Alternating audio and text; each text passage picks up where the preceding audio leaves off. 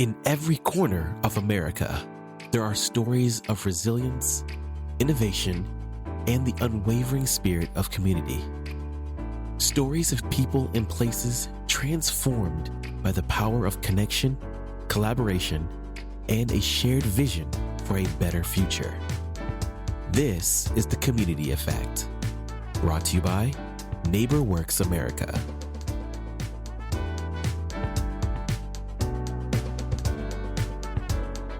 Welcome to Season 2 of The Community Effect, a NeighborWorks podcast. I'm your host, Marietta Rodriguez. Every home has a story, but the journey to homeownership doesn't begin with the foundation or the first brick. It starts so much earlier. It starts with a dream, with learning, saving, and building confidence. In today's episode, Before the Bricks, Building Financial Readiness for Homeownership, we'll explore what it really takes to prepare for homeownership and how financial education, credit building, down payment assistance can all make that dream more attainable and more sustainable. Joining me is Amy Schefflein, Executive Director of United Housing in Memphis, Tennessee, a NeighborWorks organization that is helping families move from renting to owning with education, coaching, and innovative development. Amy, welcome to the Community Effect. Thank you so much. I'm so happy to be here. Thanks for having me. Let's get to know you a little bit, Amy, before we jump into the heart of the matter. You've led United Housing since 2018, helping families build financial stability and affordable paths to homeownership. Tell us a little bit about your background and what brought you to this work. Sure. And it's really pertinent to kind of what we're going to get into today, because I went to graduate school in anthropology and political science. And the reason why I went to graduate school is because I graduated in 2008 and we had the foreclosure crisis. And Memphis was actually hit pretty hard at that time. And so I started working in housing policy. In Memphis, about 25% of our single family houses became underwater basically overnight. And that was a lot of neighborhoods, and many of those neighborhoods were minority owned neighborhoods. So we had a huge loss of wealth in the African-American community here in Memphis, and Memphis being a majority African-American city, it really devastated a lot of folks here. So I kind of started at that time and working with our founder, Tim Boulding. I helped write neighborhood stabilization grants during the Obama administration. And so I just kind of really fell in love with this work and really getting neighborhoods back to the place where they can feel lively, thriving, invested in. And so that's kind of what I've been doing ever since. Yeah. Well, thank you for what you do every day. I've heard you talk about the idea of homeownership begins long before the mortgage paperwork. And so what does Before the Bricks really look like for the families that are served by United Housing? Well, I think it begins, I have a radio show where we have a lot of people that call in. And I think it begins with the idea that I can do it. I can become a homeowner one day, like that kind of thought in your head. I think too often many families don't trust the homeownership system, kind of going back to what I said earlier about the foreclosure crisis in Memphis. A lot of folks saw that their families, lost their home. And I think that there's a lot of trust that we have to bring back, a lot of work that we have to do with folks, and saying, like, you don't have to have the perfect credit score, but you do have to have savings. You do have to have that mindset and that want to do the work to become a homeowner, because over the long run, it is worth it. And I think that part is sort of the first step, is saying, I think I can do this. When someone walks through your door for the first time, what's the most common question or concern that they have? I think, again, going back to this, I don't think I can do it kind of thing. I think most people are worried about their credit score, and, they don't really know what they're supposed to have. And so a lot of folks ask that, what kind of credit score do I need to have? I'm, a few points behind. Does that put me out completely? So those are kind of the first questions. And I think a lot of folks need to know how much money they need to have down. I think that was one thing that was a big deal during the, before the foreclosure crisis, was a lot of people didn't, it was like, you don't need any money to get in. And it's like, well, you do have to have something, and it's good to have savings, because once you get into that home, which I know we'll get into, you're going to need to have some savings. So I think the credit score is the biggest thing. And then can I afford it? Answering those questions and demystifying the process is so important. Buying a home, buying any real estate's complex, right? So education is such a powerful part of what NeighborWorks organizations provide to their communities. What's your approach? How does United Housing structure its financial education and coaching to help provide people information, actionable information, and improve their chances, their readiness for home buying? So I think what I'm going to start off with is a few numbers. So last year, we helped more than 790 families go through our home buyer education class. And we counseled 459 of those folks. And then we help about half of those people buy a home within the 12 months after they go to some of our classes. So I wanted to let you know that's a lot of people. But we have a staff. I have a home buyer education director who is HUD certified, and she has 2 housing counselors who are HUD certified under her. And then we have a homeownership support person who helps with scheduling. So we're a pretty small staff, and we're one of the largest providers of home buyer education in the Memphis metro area. So when thinking about that, people call and they schedule a one-on-one typically first. And then they're talking with our housing counselors about credit, about where their personal financial situation is, because everybody's is a little different. Some people have more medical debt, some people have more college debt. So there's different things. And so we looked at your personal profile. Then once we think you're on that path, we can help you get into our home buyer education class. The group class is it can be a first step for some folks, but you go to the class and you kind of get to know the whole journey from start to finish. And in that journey, you may want to come back and talk one-on-one with some of our counselors. But after that, typically you work with a real estate agent and a mortgage lender after that class, because you kind of get to understand how to do that. We actually have mortgage lenders, closing attorneys, home inspectors as volunteers come talk to the class. And so you have real life people in the industry that you're learning from in addition to our housing counselors. And I think that's really important, because not everybody knows a loan officer. Not everybody has an attorney in their family. So I think being able to get that kind of up close and personal experience with real estate professionals and experts is really important for folks on their journey. You mentioned at the onset how credit can be the biggest hurdle, or certainly an area for questions for aspiring homeowners. What are the most effective strategies your team uses to aid customers to either build up a positive credit profile or repair their credit without adding more risk onto them? I think people usually have a lot of questions about sort of that credit question. Right. And we do soft pulls, which means it doesn't ding your credit when we pull it. So when we're doing those kinds of counseling sessions, we're not hurting your credit score by looking at your credit, number one. Secondly, typically we're looking at your lowest debts, maybe your highest interest and lowest amount of debts. And you want to pay off those debts first. And then we'll kind of get into what kind of high cost debt do you have? And if you are in some sort of payday loan situation, or if you have some kind of high cost debt, then what we'll do is work with local partner agencies. We have Operation Hope. We have Greater Memphis Empowerment Center.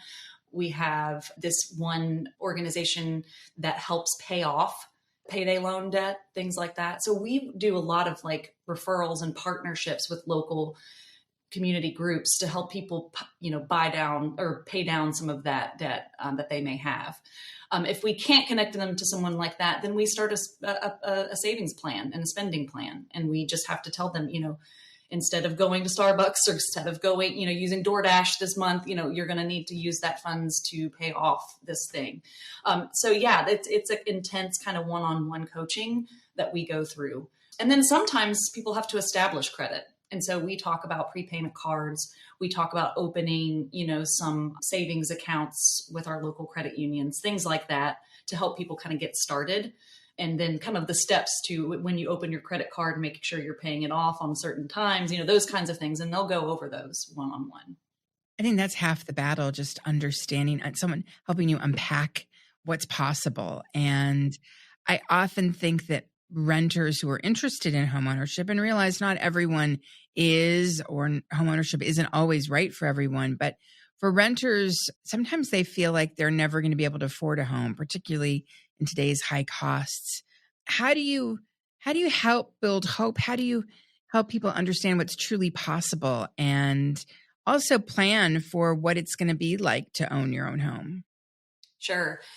I do want to mention that, we are a southern city, so we were built around the car. Most of our housing stock, or a lot of our housing stock, is single family. We have a long tradition, like many southern and western states, of that kind of design. And so home ownership is really a big deal for many families. And a lot of people know someone who may have owned or own in their family. I just say that because a lot of northeastern cities, homeownership isn't always available for everyone in our country. But luckily for many cities, it is. And I think that in Memphis, it really is. And it has been. However, we have seen, to your point, rent has gone up. The sales price of homes have gone up by 40%. And without the type of investment that you're seeing in states like Texas, without the type of investment you're seeing in Nashville, who is our city right to the 3 hours north of here, yet we're still seeing those prices go up. So it is a little bit daunting for a renter to say, my rent just, I was paying $1,200, now I'm paying $1,500. I don't know if I'm going to be able to save anything. I thought I was going to be able to be a homeowner. Well, I think that one thing we always keep saying is you're paying $1,500 a month. That's going to your landlord.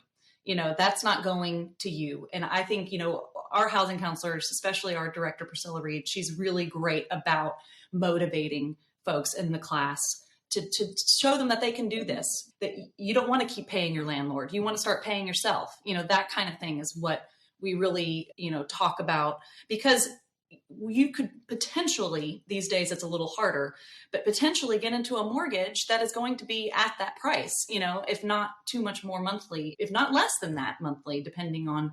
Right. It could cost less to buy monthly than it is to rent in some markets. Yes, in some markets and in some neighborhoods in Memphis, that is true. And so we do have to, so we do show them that, right now with the rate environment, it's a little tougher, but we can show that over time, especially if you can refi, and we talk about refinancing, those kinds of things in class, that they can, have equity, have wealth at the end of the day, instead of giving all the money to someone else's property. For those who may be listening, who are just starting to think, or, wow, I wish I could buy, what's one thing they could do this month to begin the preparation? Well, I would first of all take a hard look at what your credit score is. You got to know that. But also, where is my money going? Really looking at, because sometimes we sit down with folks one-on-one and we're like, did you know that you paid over $1,000 to DoorDash this month? It's like, well, you know how much you're paying in just food delivery?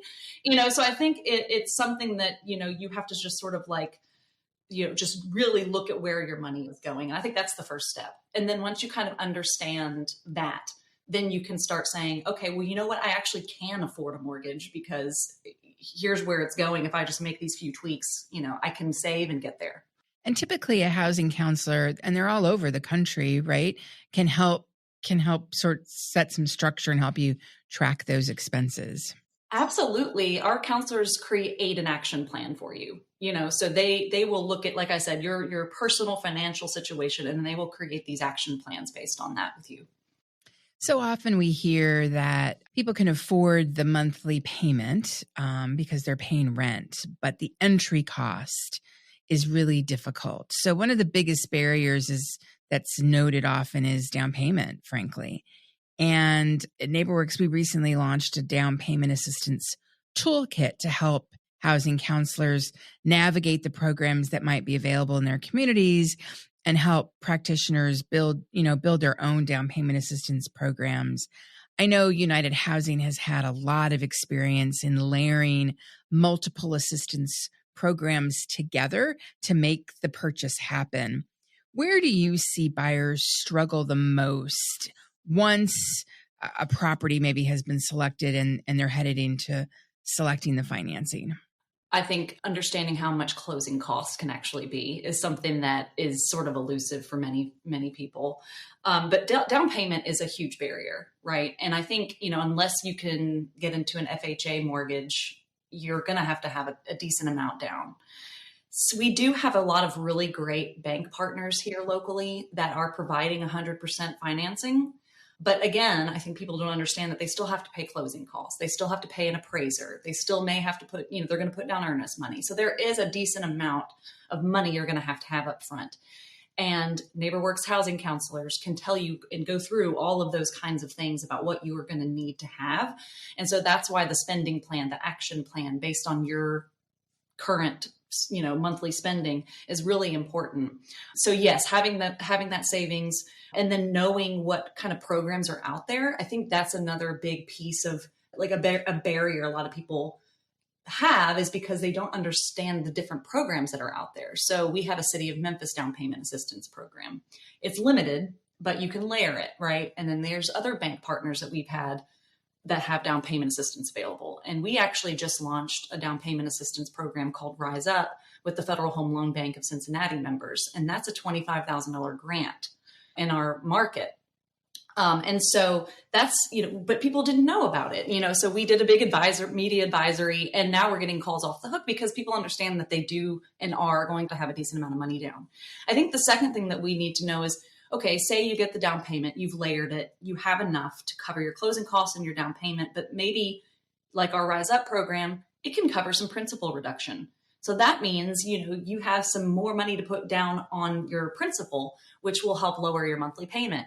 And that's a huge resource that we need to make sure people know about, because that, if you can lower your monthly payment, that's great, And so for Memphis, can you, for folks who may not be like, well, what are all these programs? Like, what's the bottom line? Can you break it down for us? So what's a typical purchase price, and what could someone expect in terms of down payment assistance and the amount, and what does that do to the transaction? Like, break down the transaction for us. Well, without getting into appraisal gaps, I'm just going to do so our client is typically making, say for one person between $50,000 and $75,000 a year, right? So you're looking at a moderate income person. They can afford around a $175,000, $200,000 house, maybe a little more. So that's what they're getting. In Memphis, that's a decent house. I mean, we have homes for sale right now that are brand new for that. And these are 4-bedroom, some 3-bedroom, 2-bath. It's kind of your typical 1,500 to 1,800 square foot home. And then, say you are working with a bank that is going to provide, an FHA loan or a THDA, that's our State Housing Finance Agency loan. So you don't have to have a ton down. So you need 3% down, but you need to have closing costs, which is about $10,000. Can be about around $10,000, which is insane, but it is. And so if you get down payment assistance from the city, that's $10,000, covers your closing cost. You can get down payment assistance from us for Rise Up, say, and that's $25,000. So then that covers your 3%. And then you may have some to put back on your principal reduction.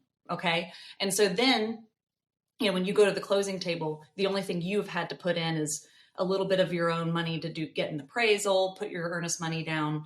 And so you can basically get in for less than probably $3,000 to $5,000.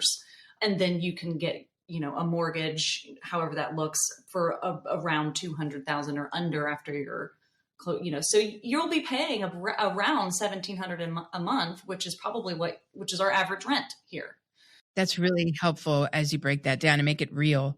One of the things we often hear, you talk a lot about partnership. You mentioned your state housing finance agency. There's a lot of experts that are providing services when you buy a home, your realtor, your appraiser.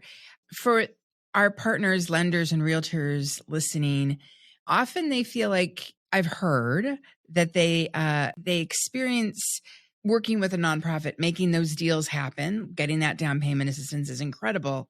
But it can also slow down the process and help us demystify that myth, because it really should make the deal go more smoothly for everyone. Right. I mean, you can get into a situation and everything's moving really fast, but then you never close because something didn't work out, So yes, sometimes it may take a little extra to get somebody to where they need to be to close. But it doesn't always. So I think if you're working with us, that means your buyer's pretty educated. So they're going to, kind of know what they're going to need to have after they go to some of our classes. It takes a lot to pull a transaction off. And often we hear that, that's great. The resources are great, but sometimes working in a nonprofit can slow the deal down.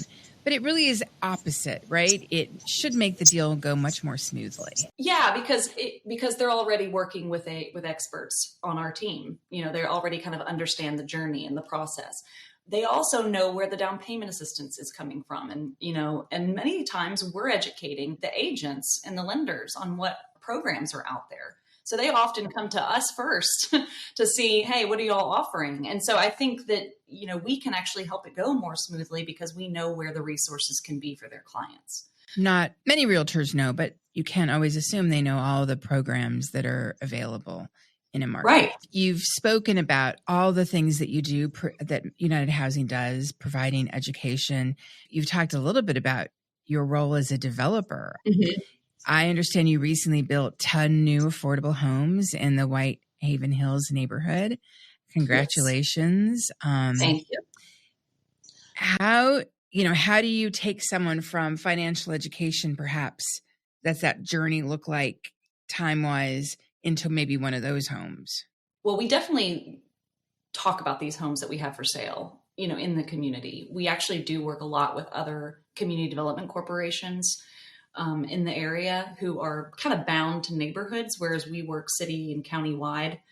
And so we, let them know, hey, we have 10 homes we're going to build in this neighborhood. Come, work with us on it. And often people will go to class or reach out to us because they know that these homes are coming available and they want to get started on how they can qualify to move into one. And so if they come to us and they start working with us through the process, they can get into a house in 8 months, and it'll take about that to build it. And so if they get started with us in the beginning of the process, they can be in that home at the end of it.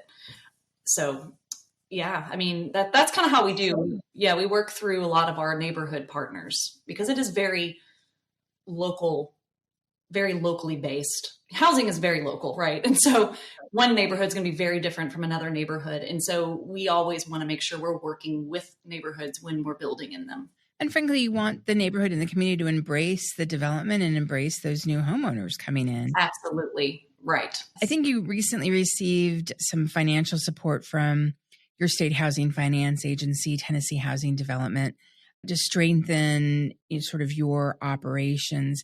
How does investment like that capacity building investment, help you do what you do? Well, for one thing, all nonprofits typically have a strategic business plan. And typically we're going to hire out a facilitator, consultant to help us put together those plans. And so the Tennessee Housing Finance Agency helped cover a portion of our strategic business plan. It's a 3-year plan that comes up with our guiding strategies. And what that helps us do is see where our strengths are, where our weaknesses are, and then figure out where we need to grow and where we need to shrink, right? So that we can understand how to scale the things that are working, because our, city needs it. If we could build double of what we're building now, then, you can see some of the sales prices become a little more tangible, a little more helpful for neighborhoods instead of trying to skyrocket with gentrification. Taxes go way up real fast, or you see neighborhoods prices go way down if you have a lot of disinvestment. So we're working on stabilization. And so when we do these kinds of business strategies that take money to create, it helps us build our capacity so we can meet them. I know I've heard you talk a little bit about this. I want to explore it a little. You've been dabbling with 3D printed homes as a potential inventory solution. Tell us a little bit more about that. What excites you most about this, and what could it mean? How viable is it? Well, we've always been really interested. When I say we, I mean me and United Housing and our board.